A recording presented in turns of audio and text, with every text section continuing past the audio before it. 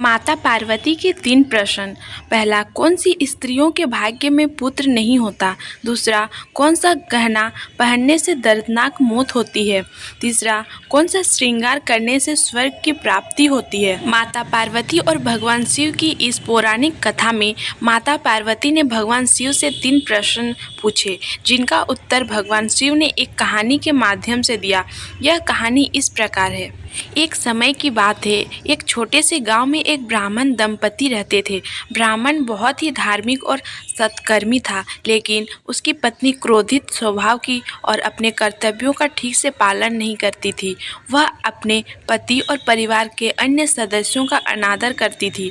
उसके इस व्यवहार के कारण उनका कोई पुत्र नहीं था। प्रश्न, कौन सी स्त्रियों के भाग्य में पुत्र नहीं होता? भगवान शिव ने माता पार्वती को इस ब्राह्मण दंपति की कहानी सुनाई। उन्होंने बताया कि जो स्त्रियां अपने पति और परिवार का अनादर करती हैं, जो अपने कर्तव्य का पालन नहीं करती, उनके भाग्य में पुत्र नहीं होता।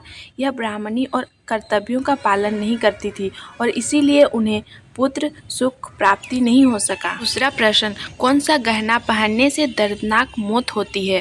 भगवान शिव ने आगे बताया कि गांव में एक विधवा स्त्री थी, जिसे एक मृत व्यक्ति का हार विरासत में मिला था। उसने उस हार को पहन लिया। कुछ समय बाद उस स्त्री की दर्दनाक मृत्यु हो गई। भगवान शिव ने इस घटना के माध्यम से पार्वती को समझाया कि मृत व्यक्तियों के गहने पहनना अशुभ माना जाता है और इससे दर्दनाक मौत हो सकती है।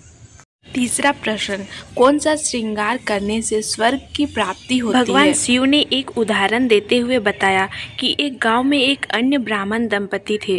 ब्राह्मण की पत्नी अपने पति के प्रति पूर्ण समर्पण और निष्ठा के साथ रहती थी।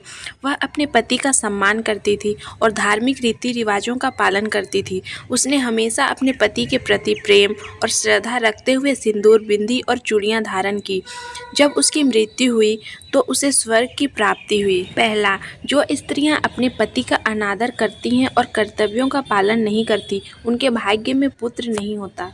दूसरा, जो स्त्री मृत व्यक्ति के गहने पहनती, उसकी मृत्यु दर्दनाक हो सकती है। तीसरा, जो स्त्री अपने पति के प्रति पूरी निष्ठा और समर्पण के साथ रहती है और धार्मिक रीति रिवाजों का पालन करते हुए श्रृंगार करती है, उसे स्वर्ग की प्राप्ति होती है।